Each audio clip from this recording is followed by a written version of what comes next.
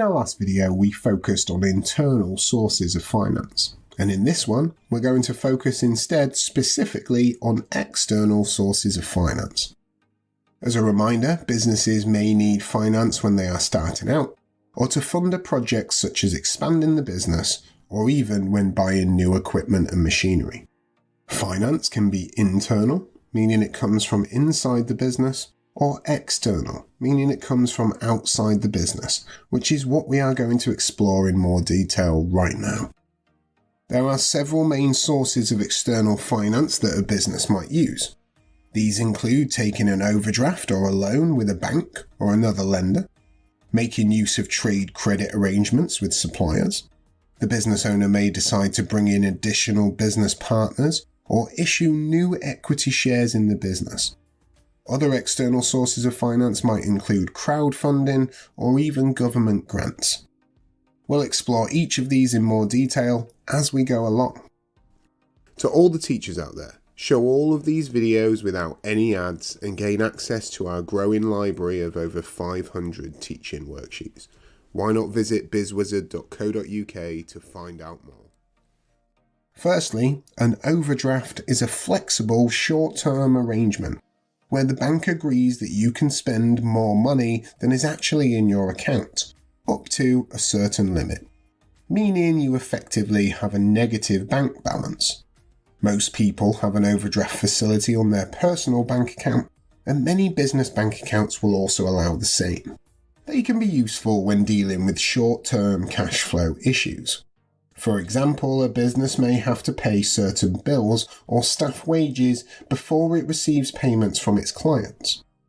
However, if an account does go overdrawn, interest will usually be paid daily, and the bank can demand that the whole thing is repaid at very short notice. With a bank loan, this is an amount of money borrowed from a bank or another lender, such as a friend or a family member. The repayment is usually spread over time and interest has to be paid, but at least the business knows how much it will have to pay back each and every month. Banks don't just give out loans to anyone. There's usually a detailed application, and this may be turned down, particularly if the business has a poor financial record. Banks may ask for security as part of a loan application, usually some kind of asset that the bank can sell to cover the loan if the business can no longer pay. Loans are typically used to finance startups and for major projects such as expansion. Businesses may also take on a business mortgage. This is a special type of loan used to finance buying a property. Similar to a mortgage that you would use to buy a house, mortgages are very long term, so a lot of interest has to be paid, making them relatively expensive in the long run. And then there's trade credit. This is a period of time which suppliers allow customers before they must pay for supplies of goods and services. Many businesses, especially when they have been established for a while and have built up a good track record of payments, are able to negotiate 30, 60, or even in some case 90-day payment terms before the invoices need to be paid. In some cases, this may even mean that a business ends up paying for its goods after it has actually sold all of them.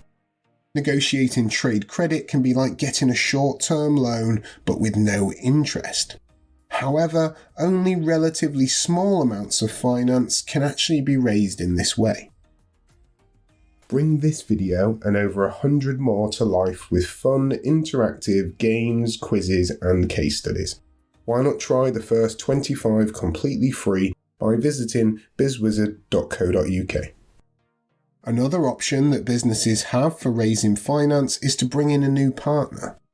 This may be used by an established business as a way of bringing in finance.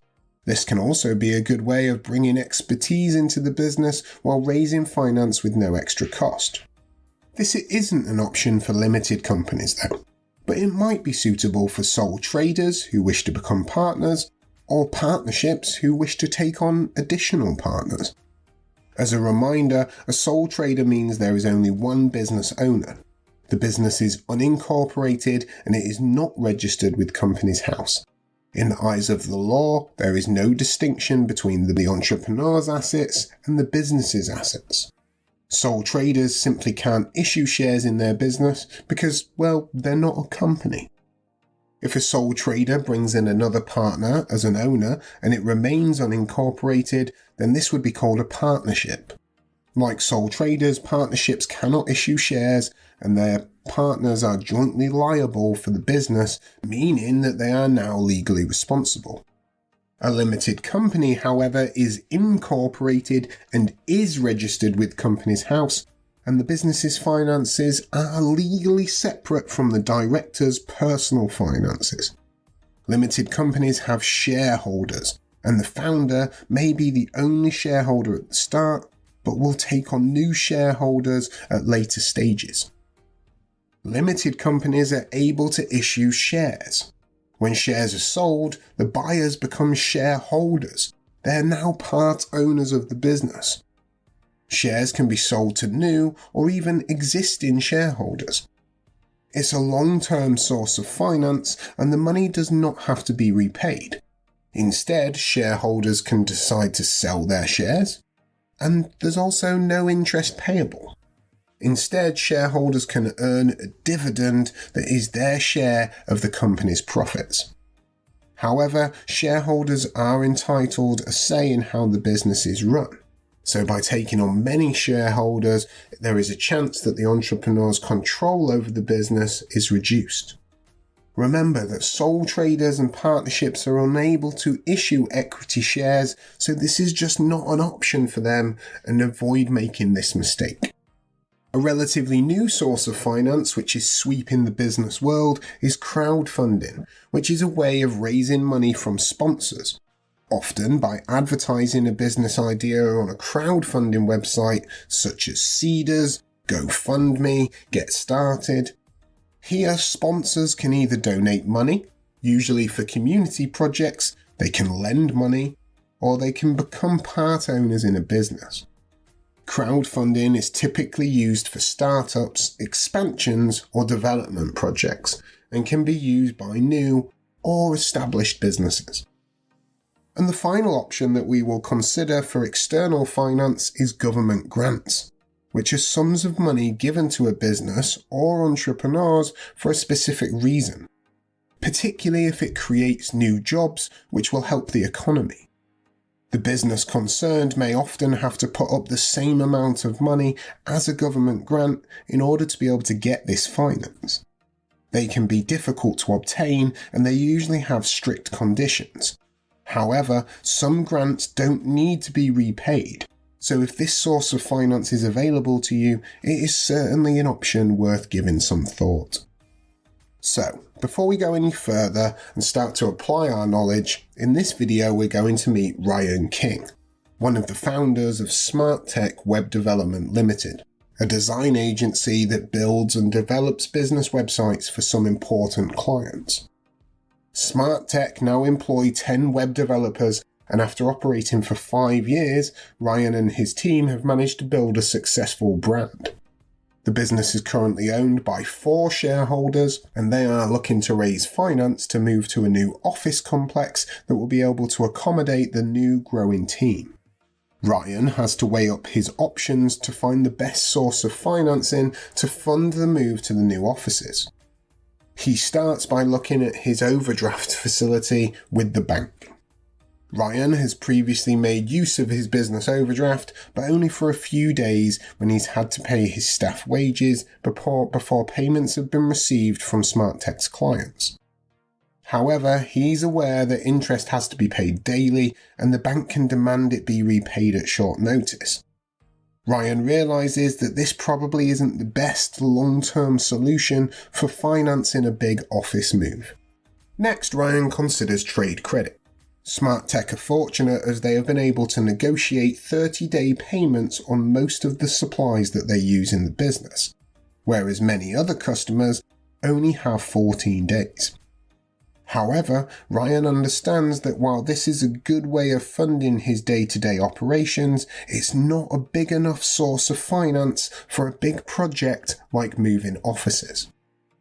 Ryan is certainly considering taking out a loan as a possible way of funding the office move.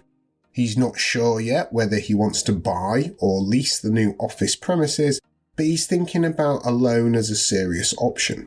He knows that the loan application is pretty detailed and that the company may not get accepted, although his business does have a good financial record which should hopefully go in its favour. Ryan doesn't have the option of bringing in more partners, as Smart Tech Limited isn't a sole trader or a partnership, but is instead a limited company. However, as Smart Tech is a limited company, issuing shares is definitely an option. There are currently 4 shareholders, and they will need to weigh up whether they want to issue more shares in the business and take on a few more shareholders. Ryan and his colleagues also decide to investigate crowdfunding further, as this finance can be used for expansion or development projects. For commercial projects like this, sponsors would typically either lend money or become part owners in the business, so the team would still have to consider the implications of more people having a say in the business operations. Each of the video courses over at BizzWizard.co.uk also includes an interactive business case study that applies the knowledge learned to a real-world scenario. There are over 1,000 multiple-choice questions, each with detailed feedback, which tests students' understanding of the content. Why not visit BizzWizard.co.uk to find out more? And finally, Ryan also decides to take a look into whether any government grants are available to his business, as they are based in areas of high unemployment. He's going to arrange a meeting with the business support team at his local council to see what advice they can give him. Now that Ryan has looked into all of the options for funding Smart Tech's office move, he decided to call a meeting with his fellow shareholders to discuss their options. After all, shareholders are entitled to a say in the running of the company. He's going to recommend starting off by looking into government grants to see if part of the office move can be funded in this way. As interest rates are currently low, he's also going to recommend that Smart Tech apply for a loan to fund the remainder of the project. We've now looked at the main sources of external financing, funds from sources outside of the business. We've seen that some, overdrafts and trade credit, are short-term and are not suitable for funding major long-term projects. Loans, however, may be more suitable as a source of long-term funding, but they can be hard to get, and they will involve interest payments, which can make them reasonably expensive. Some sources of external finance, such as bringing in partners or issuing shares, are dependent on the type of business structure and can lead to a loss of control. Crowdfunding may be an interesting way of raising finance, but it isn't suitable for all businesses and every project. And then there's government grants, which may be an option for some businesses, but they usually come with strict conditions, and the business may be required to put in its own funding to match this investment. If you find yourself weighing up the pros and cons of internal and external sources of finance, remember to think back to everything covered in this video before making any major decisions. This has been the BizzWizard. See you in the next video.